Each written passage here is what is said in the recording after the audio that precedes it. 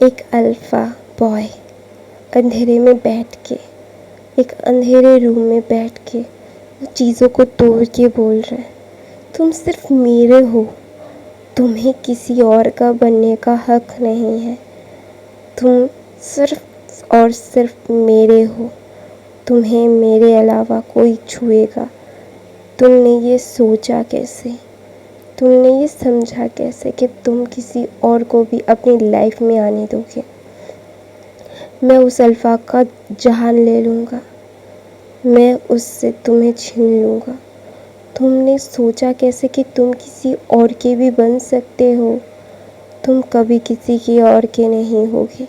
तुम मेरे ओमेगा थे, मेरे ओमेगा हो, मेरी ओमेगा कहलाओगे। मैं तुम्हारे अल्फ़ा को बहुत ही गंदी मौत दूंगा। वो तुम्हें तुम्हारा अल्फ़ा बोलता है ना, किसकी इतनी हिम्मत है जो मेरे ओमेगा को खुद का बोल सके। मैं उसे ज़िंदगी भर के लिए इस दुनिया से ही उठा दूंगा। उसकी हिम्मत कैसे हुई मेरे ओमेगा को छूने की। ऐसे बोल के वो चिल्ला रहा था और चीज़ें तोड़ रहा था। चीज़ें तोड़ने की आवाज़ उसके घर में गूंज रही थी।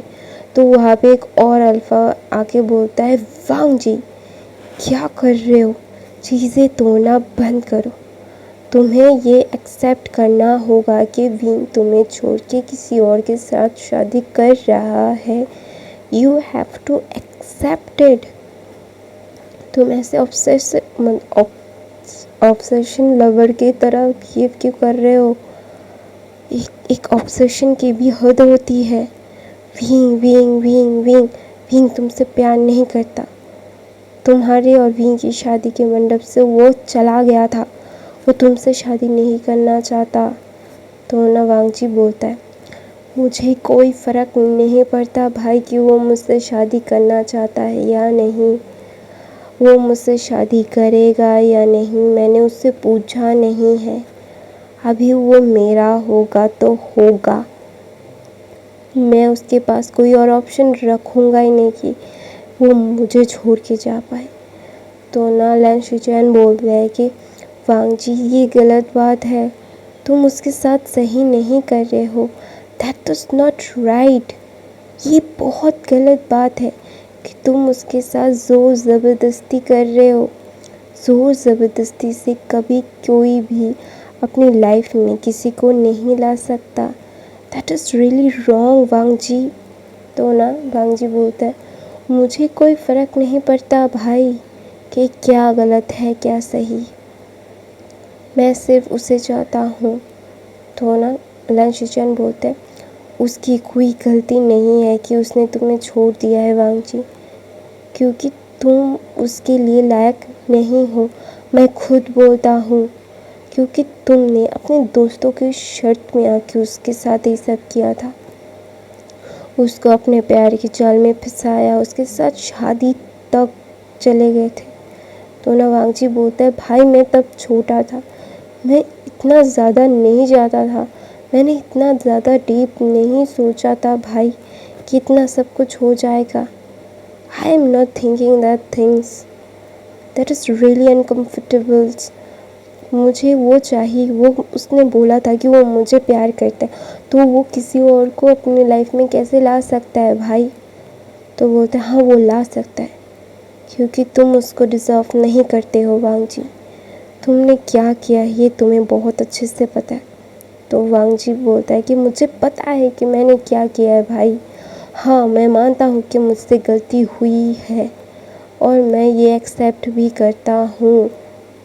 I really accepted, but please भाई मुझे वो चाहिए, मैं मर जाऊँगा, मुझे वो चाहिए। ऐसा बोल के ना वांग जी पीछे जाता है और वहाँ से एक कांच का टुकड़ा लेता है और वो अपने हाथ पे रख के बोलता है, भाई आप मेरी मदद कर रहे हो या फिर मैं अपना हाथ का नस काट लूँ, मैं खुद को मार दूँगा। तो वांग जी लाइन शिचैन बोलते हैं, वांग जी मैं कुछ भी नहीं कर सकता, 2 दिन बाद उसकी शादी है, हम कुछ नहीं कर सकते।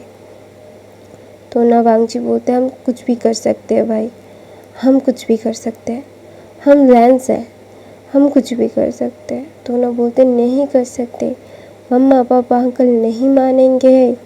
तो बोलता है वांगजी बोलते मुझे नहीं फ़र्क पड़ता भाई, आप मुझसे प्यार करते हो या नहीं। तो उन्हें ऐसा बोल के उन्हें अपने हाथ का नस काट लेता है। और वांगजी बोलता है आप कर रहे हो या नहीं, मेरा साथ दे रहे हो या नहीं। तो ना लैन शिचुएन बोलते हैं वांगजी मेरी बात सुनो, ऐसा नहीं होता। तो बोलते ऐसा ही होता है भाई, आप करने वाले हो या नहीं, मुझे मेरा विंग मेरी बाहों में चाहिए। मैं कुछ नहीं सुनना चाहता, कुछ समझना नहीं चाहता, मुझे सिर्फ विंग चाहिए भाई। ऐसा बोल के ना वांगजी चिल्लाने लगता है। उसको ना मतलब इतना ज़्यादा गुस्सा आ रहा था और उसका ब्लड रॉस भी बहुत हो रहा था। तो ना शिचन उसके पास जाना चाहते थे और बोलना चाहते वांगजी अपना हाथ दो, तुम्हारा ड्रेसिंग कर देता हूँ मैं। तो ना फिर ये वांगजी बोलता है नहीं भाई, जब तक आप नहीं बोलोगे तब तक ये खून बहेगा। तो ना लैन शिचन हार मार के बोलता है कि अच्छा ठीक है, तुम्हें विंग चाहिए ना। तो बोलता है हाँ मुझे चाहिए। तो ना लैन शिचन बोलता है तुम्हें उससे शादी करनी पड़ेगी, मैं ऐसे उसे तुम्हारा मिस्ट्रेस नहीं बनाना मैं मिस्ट्रेस बनाने में तुम्हें हेल्प नहीं करूँगा। तो ना वो बोलते हैं भाई आप मुझे क्या कुछ थर्ड क्लास अल्फ़ा समझते हो कुछ जो हर किसी के साथ सो जाता है? नहीं, मैं भी नहीं चाहता, मैं भी उसके साथ शादी करना चाहता हूँ। तो बोलते अच्छा ठीक है, अंकल पापा और मम्मा कहीं पे गए हैं, हम कुछ कर लेंगे। तो बोलते सच में भाई आप मेरी मदद करोगे ना। तो ना लैन शिचन बोलते हैं मेरे पास कोई और ऑप्शन है, मेरे पास कोई और ऑप्शन है तो बता दो, मैं वो चूज़ करूँगा, मुझे वो चूज़ करने में कोई भी प्रॉब्लम नहीं होगी, I have no problem with that. तो ना वांगजी बोलता नहीं आपके पास कोई और ऑप्शन है नहीं, आपको यही ऑप्शन घूम फिर के यही करना है। तो ना वांगजी बोलता है ऐसा। तो वांगजी का साइड का बात मतलब रुक के हमें विंग की साइड का दिखाया जाता है। विंग लैन मतलब जियांग्स का छोटा बेटा था और जियांग्स मतलब विंग से पागलों की तरह प्यार करते थे। जब उसके साथ ऐसा हुआ था तो सब लोग बहुत डर गए थे कि विंग अपने आप को कुछ कर ना दे, लेकिन गॉड की मेहरबानी से विंग ने कुछ नहीं किया। विंग ने खुद को संभाला, अपनी स्टडी कंप्लीट की लंदन से, और लंदन से जब वो आया तो सब लोग शॉक्ड हो गए थे क्योंकि उसके साथ उसका फियांसे भी आया था। जियांग्स को बहुत अच्छे से पता था कि विंग ने जियांग्स को बहुत पहले ही बता दिया था, मतलब मैडम यू लंच जेंग फेमिया जेंगचा यानली के पति जिन फैमिली को भी थोड़ा बहुत पता था कि विंग लंदन में पढ़ाई कर रहा है। इसके लिए तो लैंजन को पता चला था कि विंग लंदन में पढ़ाई कर रहा है। और जब लैंजन को पता चला था कि विंग आने वाला है तो वो ना विंग को देखने के लिए एयरपोर्ट भी गया था। तो ना जब उसने एयरपोर्ट पे देखा कि विंग किसी का हाथ पकड़ के और उसके हाथ के मतलब रिंग फिंगर में रिंग है और वो दोनों एक दूसरे के साथ हंस बोल के आ रहे थे, तो जब वांगजी ने ये देखा तो उसका दिमाग सनक गया। उसने मतलब प्लानिंग कर ली थी कि लैंसन ने प्लानिंग कर ली थी कि विंग को सॉरी बोलेगा और उसको बोलेगा कि वो उसकी लाइफ में वापस आ जाए, वो उसके लिए बहुत मैटर करता है, उसने जो किया था बचपने में किया था और वो उससे सच में प्यार करता है और लैंसन सच में प्यार करता था, इसीलिए तो विंग से शादी कर रहा था। वो तो शर्त एक मतलब ज़रिया था विंग के पास जाने का। तो ना इसीलिए लैंसन ने विंग को समय दिया था 2 साल, क्योंकि उसका भी स्टडी पूरा करना था। उसका एक साल का स्टडी था और विंग का 2 साल का। विंग उससे 2 इयर्स जूनियर था, तो इसीलिए ना विंग जब आया था तो ना लैंसन पूरा का पूरा शॉक्ड हो गया था। उसे कुछ समझ नहीं आ रहा था कि वो करे तो करे क्या। उसे ना मतलब उसकी सांसें रोक रही थी। वो विंग के पास जाना चाहता था, उसे हक करके बोलना चाहता था Wing I love you, please don't leave me, I really do, you can't do this to me, I really love you, ऐसा वो बोलना चाहता था। लेकिन वो कैसे बोले। विंग किसी अल्फ़ा का हाथ पकड़ के आके बोला कि ये उसका फियांसे है। और लैंसन ने मतलब आंखें फाड़ फाड़ के सिर्फ देखा, उसके पास कोई और ऑप्शन नहीं था कि वो क्या बोले। उसको स्पीचलेस बना दिया था विंग ने। तो ना विंग जब ये सोच रहा था कि लैंसन, मैं अब भी तुमसे प्यार करता हूँ। हाँ, मैंने डैरेन से शादी के लिए हाँ तो बोल दिया, लेकिन मुझे तुम अभी भी याद आते हो, क्योंकि तुम मेरा पहला प्यार थे। तुमने पहला किस लिया था मेरा। मैं चाहता था कि तुम मेरा सब कुछ पहला लो, लेकिन तुमने क्या किया। ऐसा बोल के ना विंग ना रोने लगता है, क्योंकि हाँ 2 साल में विंग लैंसन को भूल नहीं पाया। हाँ, उसने डैरेन का प्रपोजल एक्सेप्ट कर लिया था। डैरेन लंदन का एक बहुत अच्छा बिजनेसमैन था, वो पढ़ाई भी साथ साथ करता था। डैरेन भी उससे 2 साल बड़ा था, उसका सीनियर था। डैरेन सबसे ज़्यादा इतना बातें नहीं करता था, उसके दोस्त बहुत कम थे। तो डैरेन ने एकदम साफ साफ विंग को बोला था कि वो उससे पसंद करता है। अगर वो उसका बॉयफ्रेंड नहीं बनना चाहता तो उसका हस्बैंड बन सकता है, उसे कोई प्रॉब्लम नहीं है। एकदम डायरेक्ट आके डैरेन ने ये बोला था। और विंग ना मतलब एक स्टर्न और डम्बफंडेडली डैरेन को देख रहा था, क्योंकि वो हक का सबसे हॉट अल्फा डैरेन था। और डैरेन ने खुद आके विंग को अप्रोच किया था। आज तक डैरेन को कितने सारे ओमेगा लड़के लड़कियाँ इवन कि बीटर्स भी उसको अप्रोच किए हैं, बहुत खूबसूरत, लेकिन डैरेन ने कभी भी एक्सेप्ट नहीं किया था। तो ये विंग को भी पता था। तो ना विंग थोड़ा सा स्टंट होके डैरेन को देखता है। तो ना विंग बोलता है पहले एंगेजमेंट कर लेते हैं, फिर बात करेंगे। तो ना डैरेन बोलता है मुझे कोई प्रॉब्लम नहीं है, तुम अपनी फैमिली को बुला लो, मैं अपनी फैमिली को बुला लेता हूँ। तो ना विंग और भी ज़्यादा चौंक गया था। तो बोलते नहीं, 1 हफ्ता देखते हैं ना। तो बोलते हाँ, तुम जो बोलो। ऐसा बोल के डैरेन मुस्कुराता है। और डैरेन और विंग सर गाइस, मुझे नींद आ रही है बहुत। तो ना डैरेन और विंग एक दूसरे के साथ 6 महीने बातें की थी। डैरेन ऐसा नहीं था कि उसको हाथ पकड़ना किस करना ऐसा ही चाहिए था, नहीं, उसे भी मन करता था, लेकिन वो विंग की अनकम्फर्टेबलनेस को समझता था। वो विंग को समझता था, उससे प्यार करता था, उसको टाइम दिया था। और डैरेन को सब पता था कि विंग क्या है, उसके साथ क्या क्या हुआ है, और उसने कितना ज़्यादा सफ़र किया है। तो इसीलिए ना डैरेन ने विंग से बोला था कि तुम जब भी चाहो मेरे पास आ सकते हो। इवन कि इसलिए नहीं कि मैं तुम्हारा फियांसे हूँ, इसलिए नहीं। मुझे कॉफ़ी पीनी चाहिए गाइस। तो ना मैं कहाँ पे थी, हाँ, डैरेन ना बोलता है कि तुम्हें इवन कि मुझे एक पहले दोस्त रखो, फिर मैं तुम्हारा फियांसे हूँ। अपने दोस्त मान के सब कुछ शेयर करना, मतलब अपना फियांसे मान के अपना मन मार के अपने मन में कुछ मत रखना, दोस्त समझ के जो मन में आए वो बोल देना। तो ना विंग ने ये बात उसको बहुत अच्छी लगी कि डैरेन इतना ज़्यादा अच्छा है, इतना काइंड हार्टेड है, इतना अच्छे से सोचता है उसके बारे में। तो इसीलिए उसने अपने मॉम डैड को बुलाया था लंदन में, अपने सिबलिंग्स को बुलाया था और डैरेन के साथ मीटअप करवाया था। तो डैरेन को भी वो दोनों बहुत अच्छे लगे और डैरेन की फैमिली भी बहुत अच्छी थी। सॉरी गैस, मुझे सच में कॉफ़ी पीनी चाहिए। तो ना डैरेन ने मतलब अपने मॉम डैड से विंग को बहुत पहले ही मिला दिया था। विंग ने लेट किया था कि उसने अपने मॉम डैड को और अपने सिबलिंग्स से उसने मीटअप नहीं करवाया था।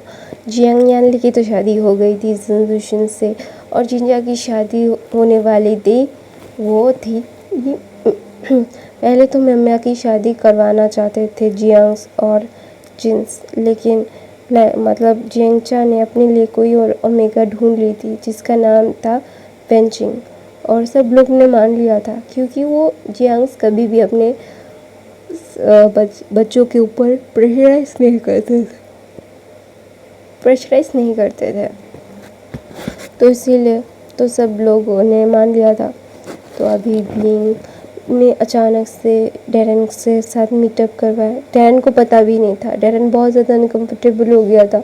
उसने बोला था कि मैं रेडी भी नहीं हूँ, ऐसे मुझे मीटअप करवा दिया।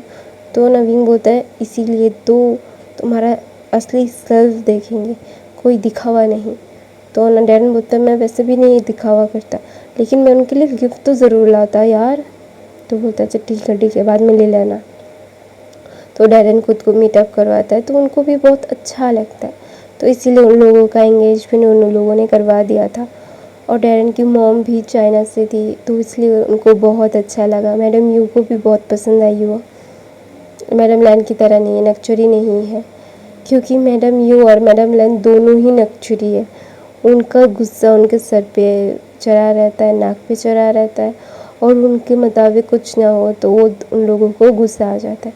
लेकिन डैरन की मॉम बहुत ज़्यादा सुलझी हुई थी, बहुत अच्छे से नरम से बात करती थी, बहुत ज़्यादा ही काइंड हार्टेड थी, कोई शो ऑफ नहीं था।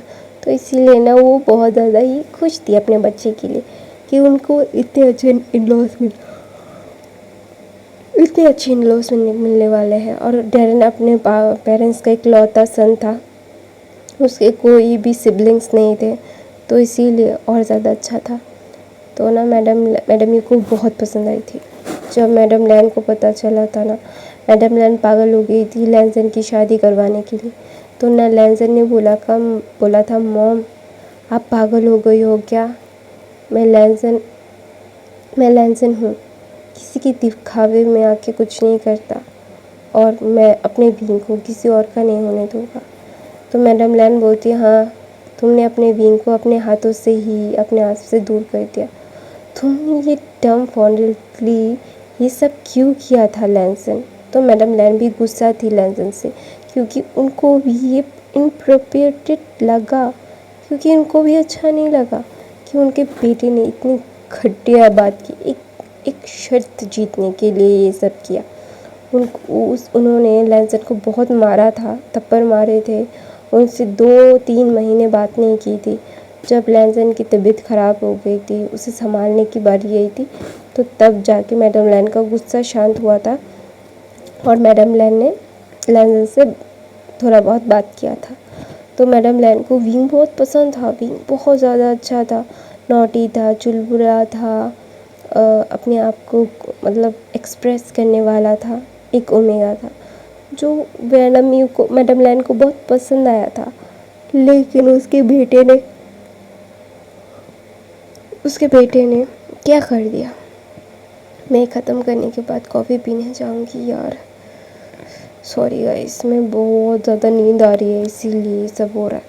तो ना लैनसन ना अपनी मॉम को बोलता मॉम आई एम सॉरी, मेरी वजह से बहुत ज़्यादा एक मेस्ड हो गया ना, मेरी एक गलती की वजह से मुझे ये सब झेलना पड़ रहा है।